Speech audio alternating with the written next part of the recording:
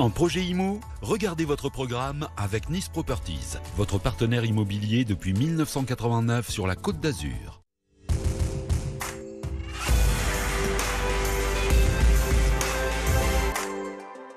Bienvenue sur BFM Nice Côte d'Azur. Nous sommes ensemble pour parler immobilier avec un gros plan aujourd'hui sur un secteur privilégié, celui de Cap d'Aille. Bonjour Stéphane Gastaldi. Bonjour. Merci d'être avec nous sur BFM Nice Côte d'Azur. Vous dirigez l'agence Century 21 Gastaldi. Ce secteur de Cap d'Aille, c'est un des lieux de la French Riviera. Tout à fait. C'est un lieu privilégié. C'est ma commune de naissance d'ailleurs. C'est une commune à taille humaine qui a des particularités importantes. La première est un bord de mer qui est magnifique. Et la commune est coincée entre la fin des Alpes, donc on a une topographie assez importante, et donc un bord de mer qui est magnifique avec plusieurs villas, avec deux belles plages. La plage de la Mala qui est également considérée comme une des plus jolies de la Côte d'Azur, et la plage de la Marquée qui est plus proche de Monaco. C'est vrai que ça fait rêver, hein, rien que de vous entendre. On va dire que sa situation, finalement, elle est idyllique parce qu'on est à l'ouest de Monaco. Et c'est intéressant, finalement, aussi pour tous ceux qui ne peuvent pas forcément se loger en principauté. Alors tout à fait, c'est une des caractéristiques économiques de notre ville. Nous sommes limitrophes avec Monaco. Une des villes que tout le monde recherche quand on est salarié sur Monaco, quand on travaille sur Monaco, puisqu'on cherche évidemment à limiter les temps de transport. Et la majorité de nos clients cherchent à se loger à Cap d'Aille, ou sur Beau-Soleil, ou sur Roquebrune, les autres communes limitrophes. Mais Cap d'Aille est une ville qui propose plein de particularités. La proximité immédiate avec la ville Monaco, qui est également le quartier de Fontvieille le plus dense en industrie et services, et donc la proximité immédiate. Moi, j'ai plaisir souvent à loger des gens qui peuvent aller travailler à pied par le bord de mer, ce qui est quand même exceptionnel. J'ai souvenir d'un client anglais qui me dit « mais j'ai jamais vu ça, je sors de chez moi, je peux aller travailler à pied au bord de la mer », et il faisait même les jours où il pleuvait. Alors, Cap d'Aille, pourtant, figure, je crois, parmi les 16 villes les plus chères de France dans les palmarès aujourd'hui. Est-ce qu'il y a de la place, finalement, encore aujourd'hui, pour autre chose sur votre commune que pour de l'immobilier de luxe? Évidemment, c'est le revers de la médaille, hein. Nous sommes donc une petite pépite. Et nous sommes évidemment avec des prix moyens qui sont assez élevés. On est, je crois, entre 8 et 12 000 euros le mètre carré, voilà. C'est ça? Alors la fourchette peut peut-être être un petit peu plus large. On peut commencer à 5 000 à 6 000 euros avec de l'habitat, avec certains travaux, jusqu'à 20 000 euros en bord de mer en premier rang. Et puis les villas, on va dire qu'il n'y a pas de limite. Alors oui, il y a encore de la place, puisqu'on est sur certains habitats qui sont anciens, donc qui peuvent être restructurés ou rasés pour faire de la promotion immobilière. On arrive à avoir quand même certains habitats destinés au logement pour les actifs. On n'est pas que sur un marché de la résidence secondaire. Et donc, heureusement, j'arrive à loger, moi, des clients actifs, des clients de Cap d'Aille, des clients qui sont de la région. Mais j'ai également une clientèle étrangère qui cherche un lieu de villégiature sur la Côte d'Azur. Vous parliez de promotion immobilière. Effectivement, hein, c'est compliqué sur toute cette zone d'ailleurs, parce que le foncier reste assez rare. Comment est-ce qu'on fait pour arriver justement à combiner les deux? Évidemment, un promoteur aujourd'hui qui va pouvoir trouver un foncier, il sait qu'il va le payer plus cher que ce qu'il payait il y a 10 ans.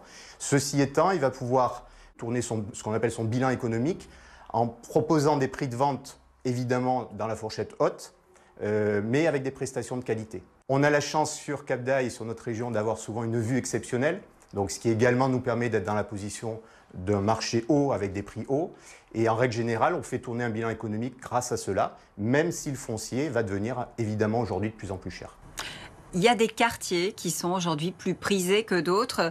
On va les citer peut-être, je pense. Alors, vous avez dit Mala, effectivement, Baraya, Saint-Antoine, Les Salines, Les Pissarelles, Costa Plana. Quels sont ceux qui fonctionnent le mieux aujourd'hui, ceux qui sont vraiment très demandés? Il y a deux types de demandes. Il y a la demande de la résidence secondaire, où les gens cherchent la proximité immédiate de la mer, et tout le monde est attiré par le quartier de la Mala. En fait, c'est vraiment le bord de mer qui est exceptionnel. On a un ancien palace qui s'appelle l'Éden, où venaient toutes les têtes couronnées d'Europe à la fin du 19e siècle. Mais il y a peu d'habitat collectif, il y a plutôt d'habitat individuel, donc c'est très cher. Après, on est souvent sur la proximité de Monaco. Donc c'est plutôt le quartier Saint-Antoine, le quartier Savorani, qui sont les plus vieux quartiers de Cap d'Aille, qui présentent également la particularité de pouvoir aller travailler à pied. Ça, c'est une forte demande qu'on a en ce moment sur ce quartier-là. Il y a vraiment deux marchés. Il y a vraiment le marché du luxe et puis le marché plus traditionnel. Alors moi je dis toujours qu'il y a deux types de biens sur le marché. Il y a les biens qui sont à la vente mais qui ne sont pas vraiment avec des clients vendeurs, c'est-à-dire des vendeurs qui n'ont pas un projet bien cerné. Et après il y a des gens qui veulent vraiment vendre. Et en fait quand on a un vrai projet, on détermine qu'on veut vendre dans un délai raisonnable et on détermine qu'on va vendre à un prix du marché. Et quand on est au prix du marché, il y a toujours des acquéreurs qui sont à un instant donné sur le marché. C'est valable pour la résidence principale, c'est valable pour la résidence secondaire. Évidemment, rechercher un client en résidence secondaire, il faut s'adresser à une cible différente. Donc, c'est plutôt des étrangers, donc ils vont parler plusieurs langues et être présents sur leur marché. Quand on est en résidence principale, en fait, on est plus sur un marché de clients actifs qui vont travailler sur le pôle économique de Monaco et qui vont rechercher, comme je vous ai dit, la proximité. Et donc, on peut travailler sur ces deux cibles-là en même temps.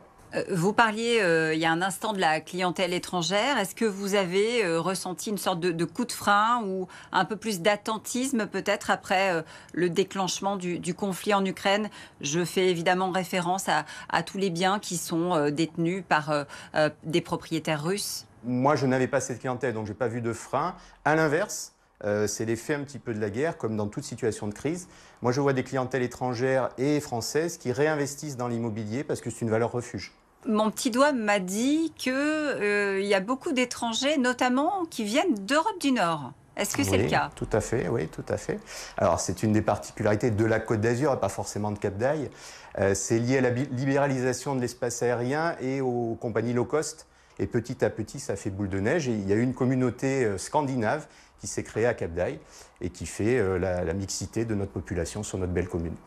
En tout cas, vous en parlez très bien de votre belle commune et on a tous, du coup, très envie de venir peut-être y investir. Merci beaucoup, Stéphane Gastaldi. Avec plaisir, avec grand plaisir. D'avoir été avec nous sur BFM Nice Côte d'Azur pour votre rendez-vous de l'immobilier.